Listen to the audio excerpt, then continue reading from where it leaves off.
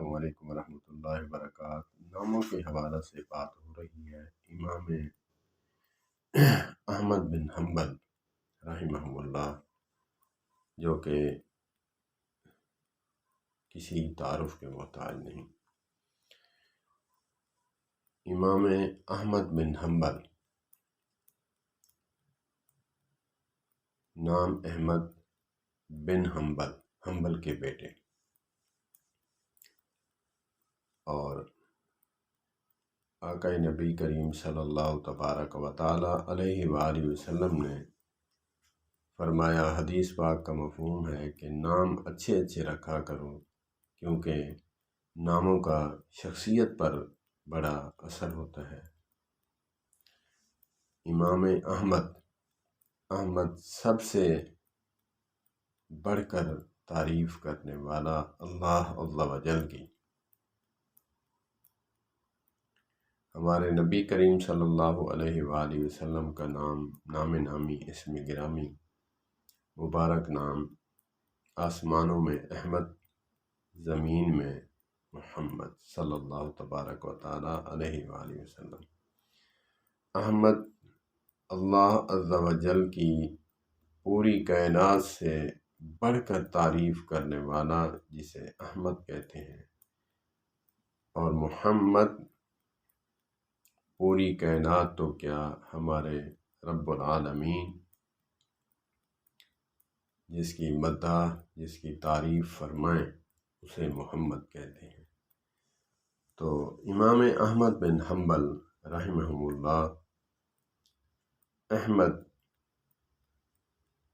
اسی صفت میں سے ان کا جو کردار ہے، آپ علماء سے سنتے ہوں گے، پہلا اور بھی بہت واقعات ہیں، مسئلہ خلق قرآن پر، جو ان کا مشہور واقعہ ہے کہ بادشاہ کہتا کہ یہ اللہ کی مخلوق ہے۔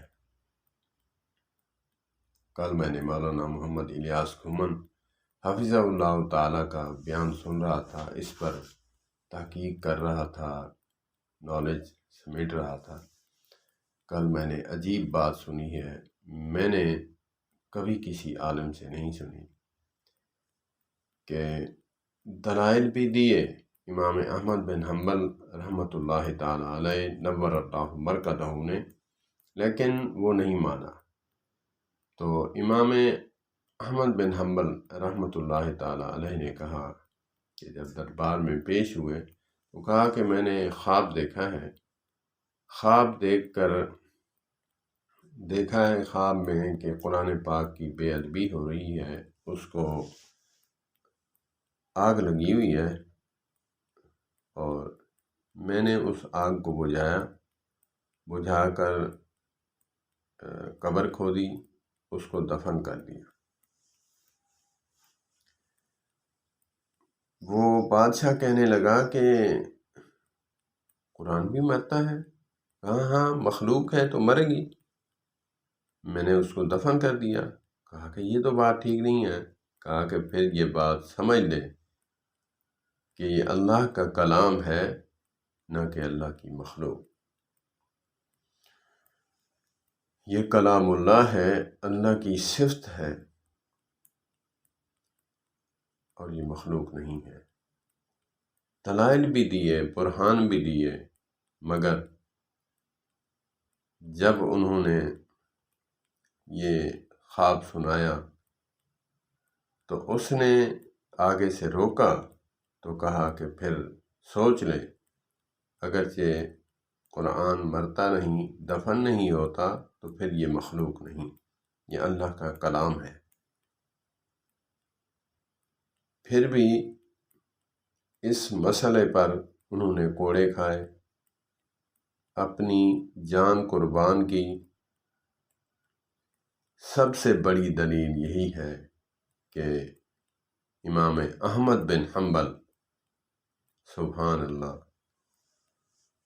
اللہ عز و جل کی تعریف میں، اللہ عز و جل کی بڑائی میں ان کو کوڑے پڑے، جیل کاٹنی پڑی، تکلیفیں سہنی پڑی۔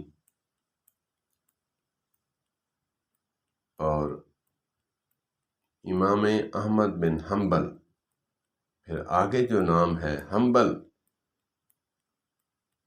مضبوط بردبار، اتنی تکالیف دینے کے بعد پھر بھی پیچھے نہ ہٹے۔ اللہ پاک نے ان کو کیسا حنبل بنایا تھا، نام کا کیسا اثر ہے کہ جان کی پرواہ نہیں، اور سہنے کا بھی اللہ پاک نے رکھ دیا ان میں صلاحیت مادہ۔ امام احمد بن حنبل رحمۃ اللہ تعالی علیہ ہمارے اہل سنت کے امام ہیں۔ اللہ پاک ان کو قیامت تک کے لیے کروٹ کروٹ رحمت نازل فرمائے۔ اللہ پاک ہمیں بھی ان کے نقش قدم پر چلنے کی توفیق عطا فرمائے۔ السلام علیکم ورحمۃ اللہ۔